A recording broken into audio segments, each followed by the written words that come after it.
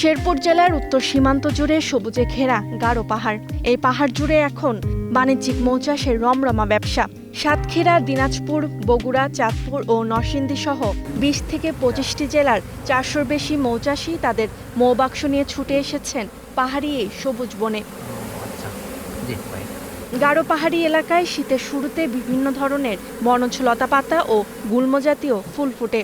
এছাড়া ভারতের সীমানাতেও আছে বহু প্রজাতির ফুল ও ফলের বাগান। তাই সীমান্তবর্তী শ্রীবর্দী, ঝিনাইগাতি ও নালিতাবাড়িতে দেখা মিলছে মৌচাষীদের উপচে পড়া ভিড়। মৌমাছির বিষাক্ত কামড় সহ্য করে পাহাড়ের পাদদেশে এক একজন মোয়াল ৪০০ থেকে ৫০০টি মৌবাক্স বসিয়ে মধু আহরণের কাজ করে। শেরপুর পাহাড় থেকে আপনার সাতক্ষীরা, যশোর, মাগুরা, সিরাজগঞ্জ, গোপালগঞ্জ বিভিন্ন জেলা থেকে আমরা মধু সংগ্রহ করতে আসি আপনাদের এই শেরপুর জেলা। কখনো পাহাড়ে তাঁবু গেড়ে থাকি, ঘর নিয়ে থাকি, খোলা মাঠেও তাঁবু দিয়ে থাকি, ঘর নিয়ে থাকি, এইভাবে আমাদের জীবন চলে।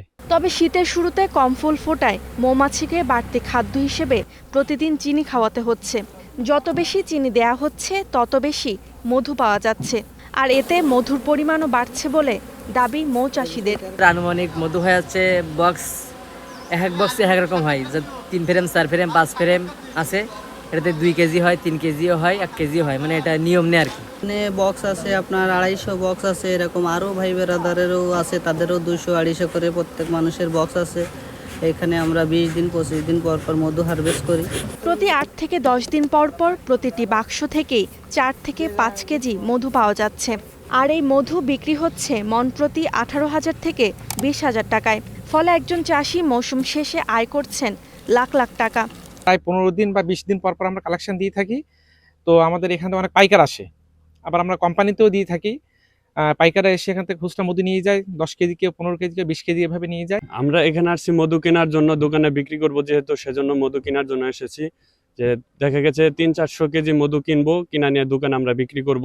বড় বড় ফুড কোম্পানি, অনলাইন প্ল্যাটফর্ম ও পাইকারি বাজারে এই মধুর রমরমা চাহিদা থাকায় মৌচাষীরা বলছেন এই মৌসুমে গারো পাহাড় থেকে কয়েক কোটি টাকার মধু বিক্রি হবে। দুনিয়া, কালোজিরা এবং লিচু, পাহাড়ি, সুন্দরবন, এর মধ্যে সবচেয়ে মনে করেন কালোজিরার ফুলের মধুটা সবচেয়ে মনে করেন যে বেস্ট। এইটা মনে করেন যে 17 থেকে মনে করেন যে 25,000-এর মধ্যে মনে করেন যে বিক্রি করা হয়। সীমান্তের প্রায় 40 কিলোমিটার পাহাড়ি এলাকায় বছরব্যাপী মধু সংগ্রহ করেন দেশের বিভিন্ন জেলার মৌচাষীরা। অল্প শ্রমে বেশি লাভ হওয়ায় বাড়ছে চাষির সংখ্যা।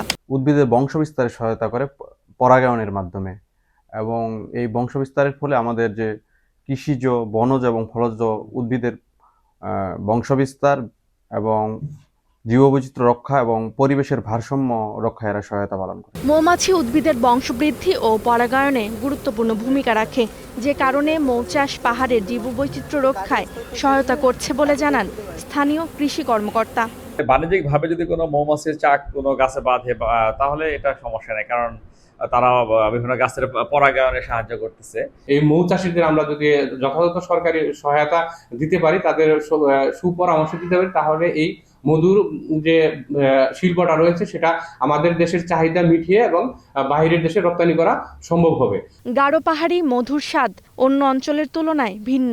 প্রাকৃতিক পরিবেশ বজায় থাকলে ও চাষিদের সহায়তা করলে এ এলাকায় মৌচাষ আরও বাড়বে বলে আশা স্থানীয়দের। Desk report, star news.